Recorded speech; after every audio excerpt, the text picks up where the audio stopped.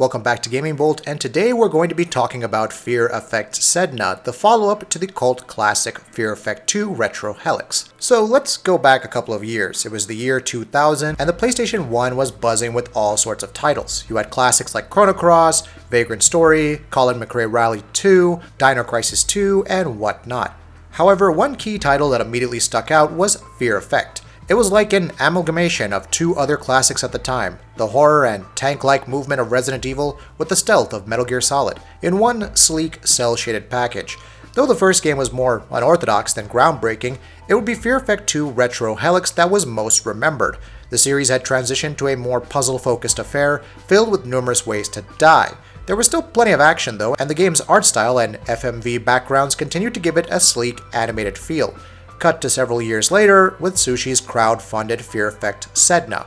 Unlike previous entries, Sedna is part isometric action shooter, part tactical RPG, and small bits of cover shooting and sneaking around. How do you consolidate the previous game's flair for cinematics and stealth action within such a format? Moreover, considering the kitschy writing and near B-movie flair that the characters had, how can Sedna update that for the modern age? The answers to those questions actually form a key part of Fear Effect Sedna's appeal.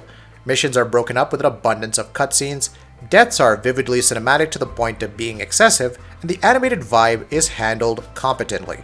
Even the innuendo between Hana and Rain feels like it's out of the PlayStation 1 era. The writing crosses a fine line between brashfully cheesy and decently compelling. It helps that the main story has some intrigue with the premise of stealing a statuette for a mysterious client. However, in the beginning, we see Rain's former question mark lover, Glass, taking a plane ticket from a mysterious man while battling something and producing fish guts instead of his gun. This part was significantly less compelling and more on the side of horribly cheesy. The voice work likely doesn't help.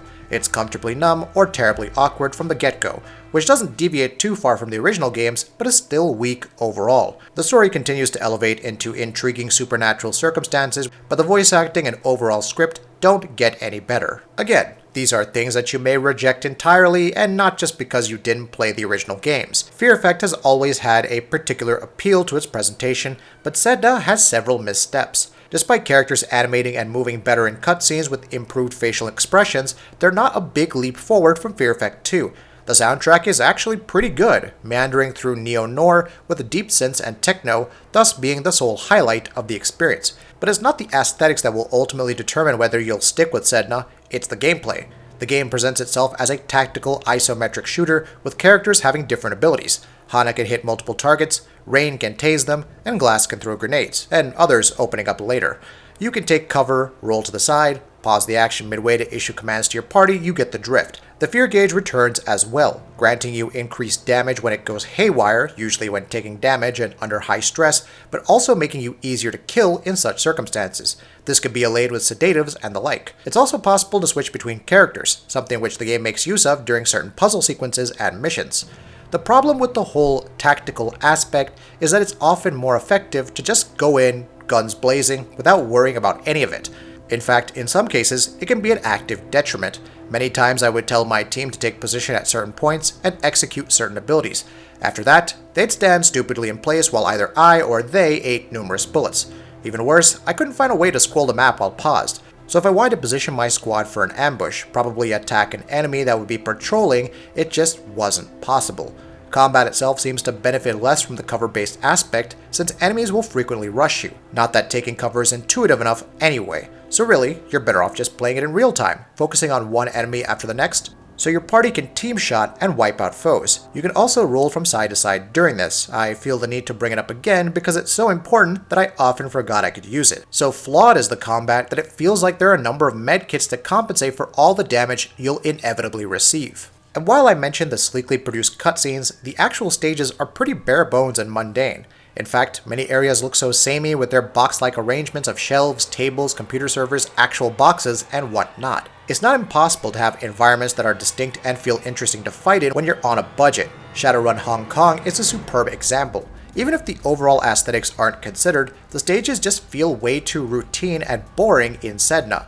Also, with regards to stealth, don't worry if you can't stay quiet during certain missions, because sometimes it doesn't really matter. It's weird how you alternate between not needing to be stealthy during a rooftop infiltration, but doing so while tailing someone only to kill his entire security detail a few minutes later feels perfectly normal. It's this inconsistency in rules which makes stealth kinda pointless. This being Fear Effect though, it only makes sense that there would be puzzles. Honestly, my experience with them was hit or miss. I didn't mind resizing triangles and rhombuses while hacking as rain, but going back through the initial stage just to figure out how to disarm that trap on some cargo, trying to figure out the passcode for the door leading forward to this elegant art collection. Oh, and if you don't solve them successfully, you'll witness the characters killed in all sorts of gruesome ways. On the one hand, there seems to be a deliberately old-school aspect to the puzzle solving as you make observations, fail at the solutions, and try again.